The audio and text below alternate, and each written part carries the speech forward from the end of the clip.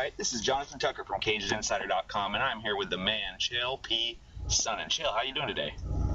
Still famous and still rich. Thanks for bringing that up. Yeah, I mean, always good to hear something like that. Now, listen, I've got an interesting question for you. I am from the great state of Texas, in the best country in the world of the United States of America. I'm also a conservative, just like yourself. You're well known as an outspoken Republican. My question is, how do you keep yourself from making politically charged comments when you're on television? Well, I love to talk about politics, and I don't mind doing it on television. I think if there's anything in this country that we've had attacked, it's been an attack on open debate. I've got the right to share my thoughts, and somebody else has the right to share theirs. And I learn some stuff every now and then. I'm not afraid to change my mind when I'm confronted with new evidence. But what does bother me is whenever people try to stop doing that. But I don't worry about those things. I speak my mind, and that's it. And people are going to have to live with the result. Well, that's absolutely true. That's always true about you. What do you think about the government shutdown? Well, what an incredible game of chicken we're playing right now. We're going to need to see how this plays out. I think for a very large part, this is going to make Republicans look bad. I am a Republican, but you can't shut your government down. You just can't do it. It backfired on Newt Gingrich back when he did it. And in large part, it's probably going to backfire now. But here's the deal. They've now done it. And again, if you're going to play a game of chicken, you cannot flinch. And if John Boehner does, then, the Republicans are going to have to get him out of there. If you're going to take a stand, you need to stand. And he had plenty of time to vet this. They had plenty of time to think this through. They knew exactly what they were doing. And the more we look at it, the more we look around and go, wait a minute, that's not really true. The Republicans are trying to figure this out as they go. Well, these are tremendously powerful leaders.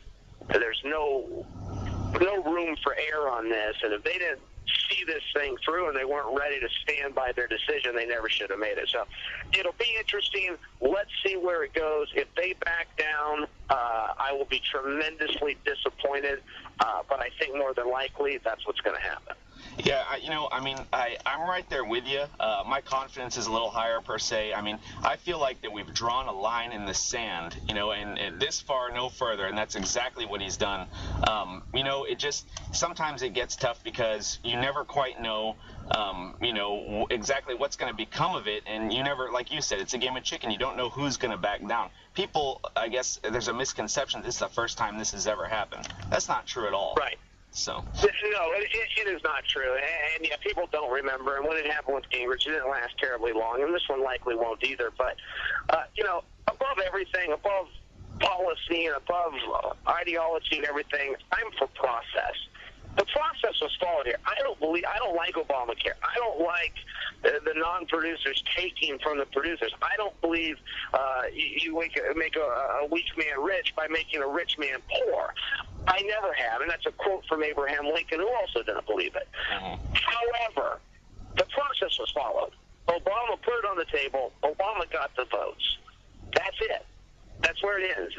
It's now in law. I know it hasn't taken hold until 2014, but that's it. The process was followed.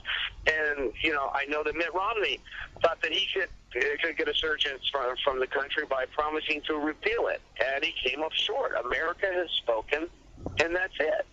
Absolutely, it's always checks and balances with the the democracy that we have, and that's the beauty of it. So I think we agree on that. Now let's just go ahead and jump into fighting. A little bit more of a lighthearted conversation. You're known as the pound-for-pound best trash talker in MMA. You've gone after everybody: Anderson, John Jones, Vanderlei, the Nogueiras. I just wanted to know what was so different about Shogun to where you laid off the trash talk. I know you respect him, but what was it specifically? And I'll tell you, and I've heard that, Jim Rome labeled me the greatest trash talker, Sports Illustrated, ESPN, Fox Sports. Well, I appreciate all those things. I always like to be number one.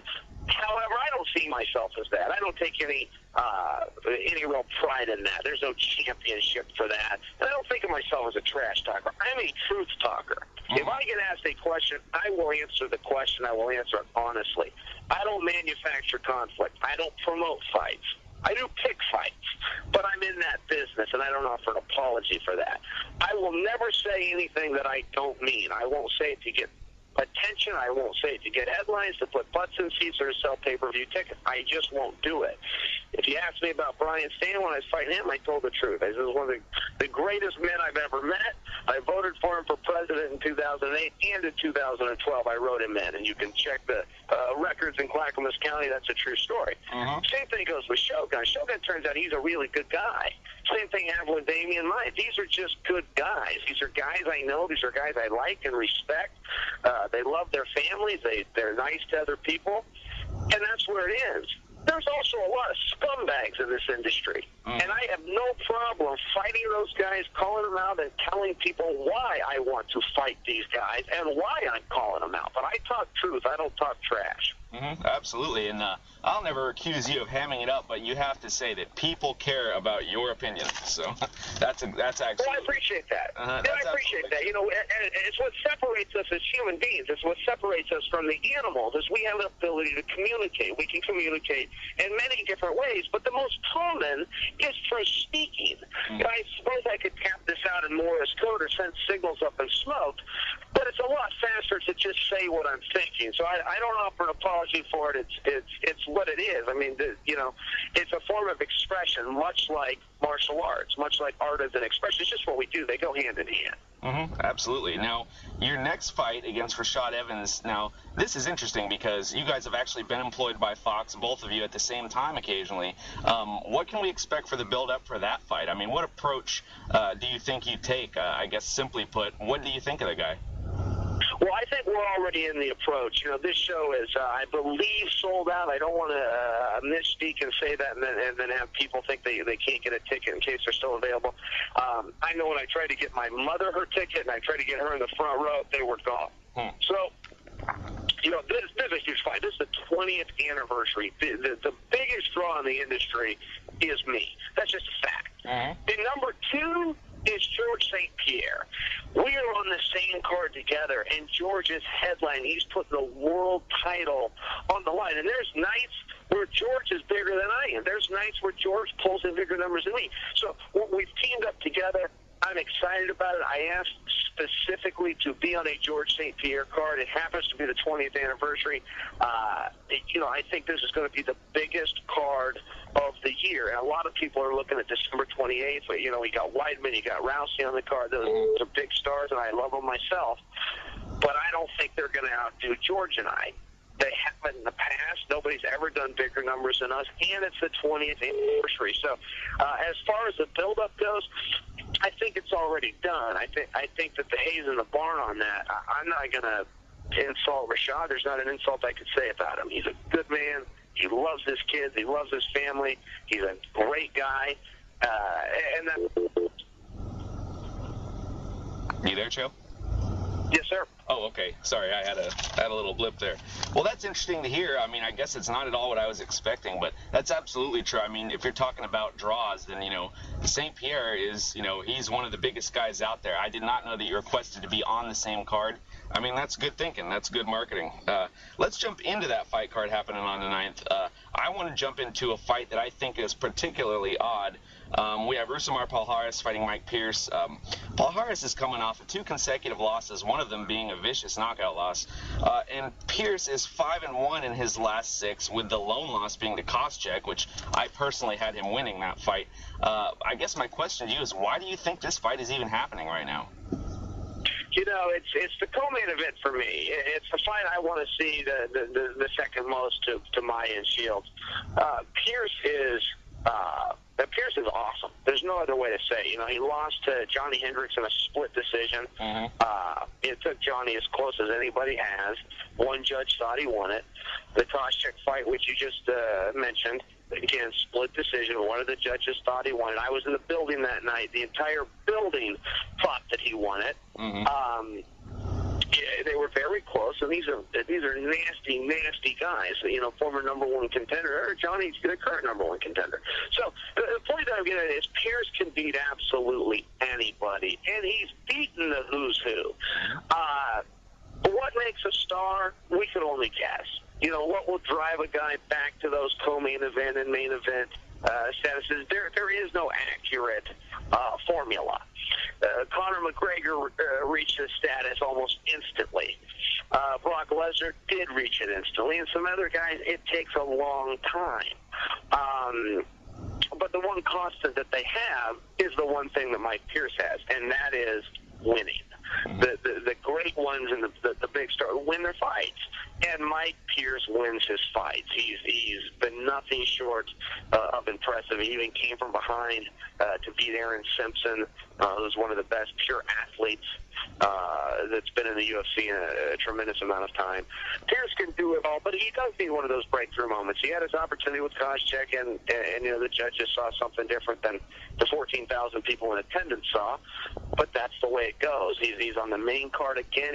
He's got a big opportunity here. I'm wondering just how long that you think it would be till they start really giving him, top contenders and, kind of putting him in this, the hype machine. I mean, I'm wondering because he's got a style where I can see it that he will fight to other people's levels a little bit, but I mean, you can't deny winnings, W's. That's what the sport's about, and that's exactly what he's doing. So how long do you think it'll be? Let's say he beats Palhares and rather easily.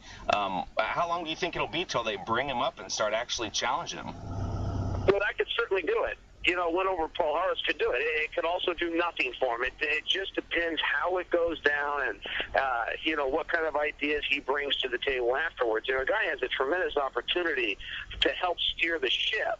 They will ask him after his fight, should he succeed, who do you want next? And a lot of fighters will say, I'll fight whoever the UFC wants. And we're all kind of banging our head on the wall going, yeah, we know you're going to fight who they want. That wasn't the question. The question was, who do you want?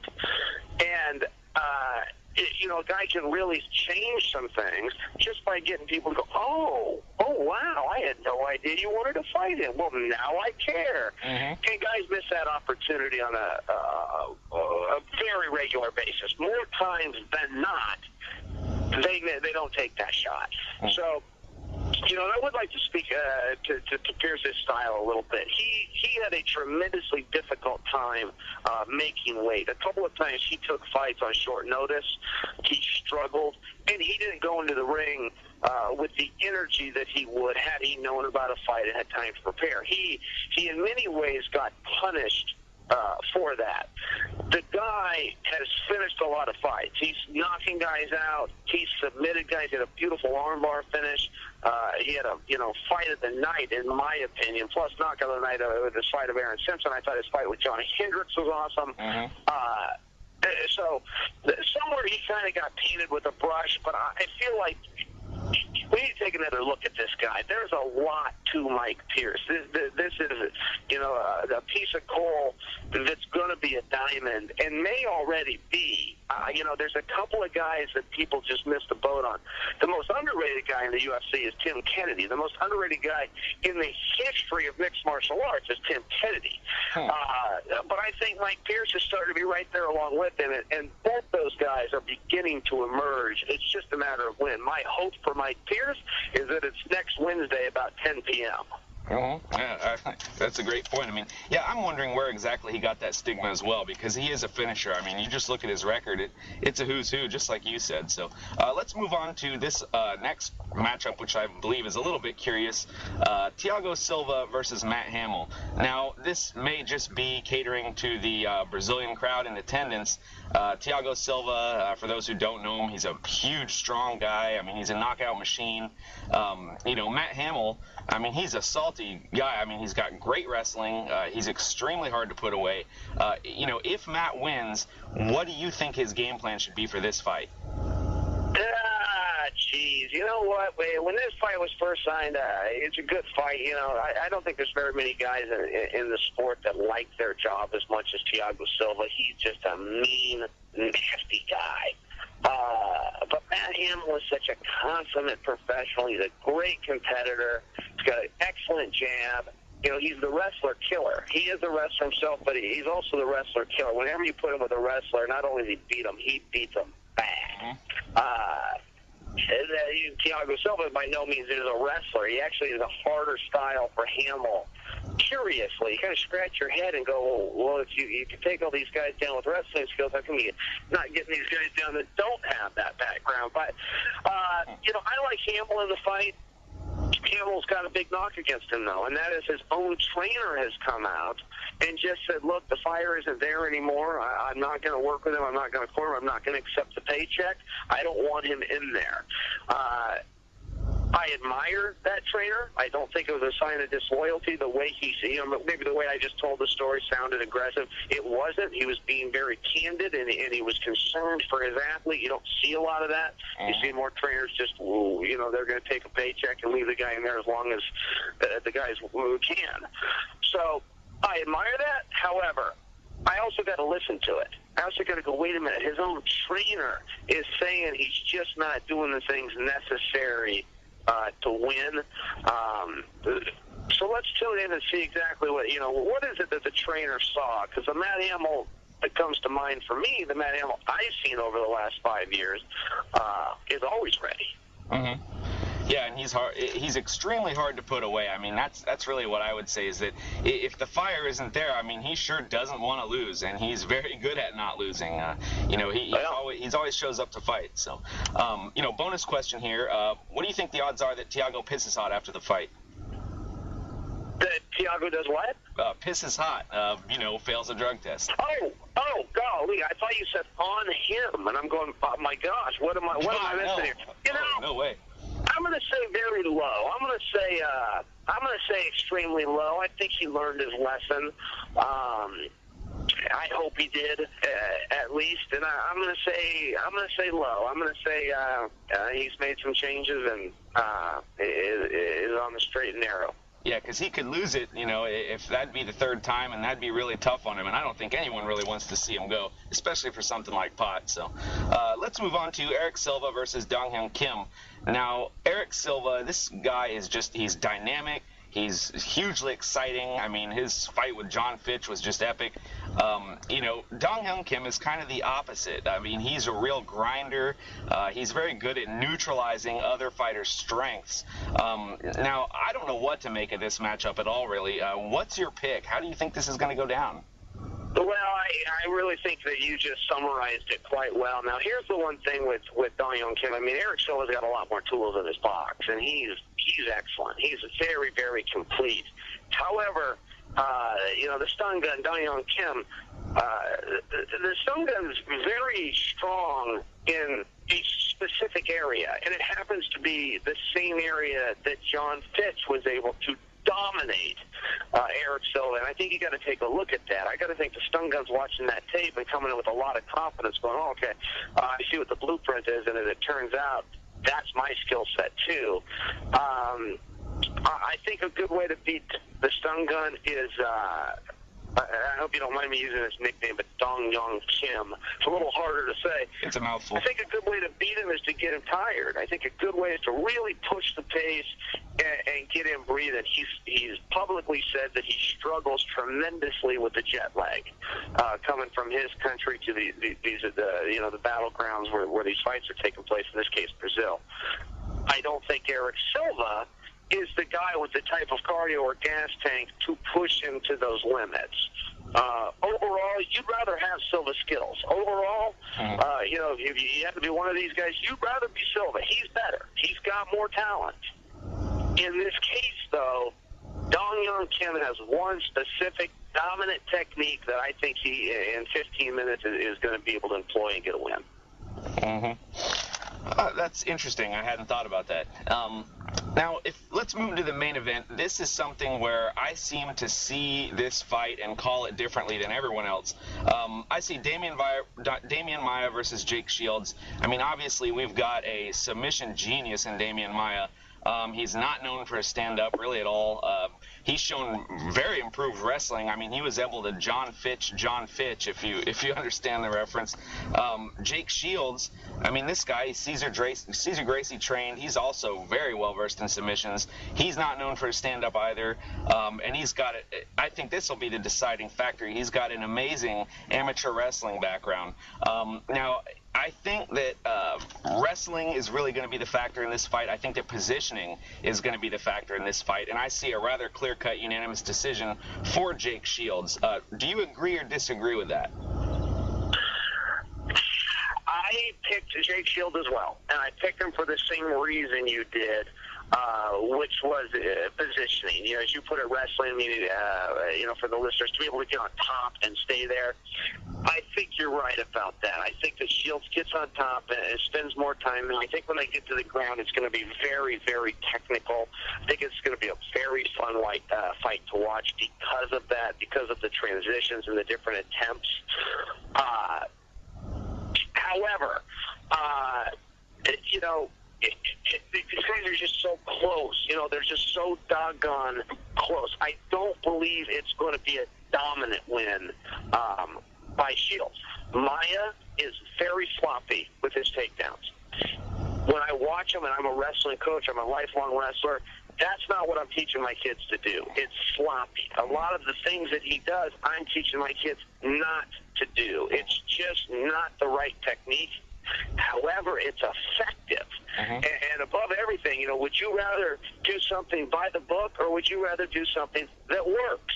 Well, you want to do what works, and this is what's so amazing about mine. Yeah, Jake Shields has this long amateur history. It wasn't longer than John Fitch, who Maya dominated. Jake Shields has a long amateur history. He wasn't a national finalist like Rick Story was, who got taken down and submitted, in the first round.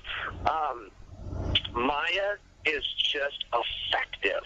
So I really don't know how that fight goes. In my head, I concur with you. I believe Shields spends more time on top. I believe this is going to be a lot of fun, a real chess match. But whatever part of it stays on the feet is going to be a brawl.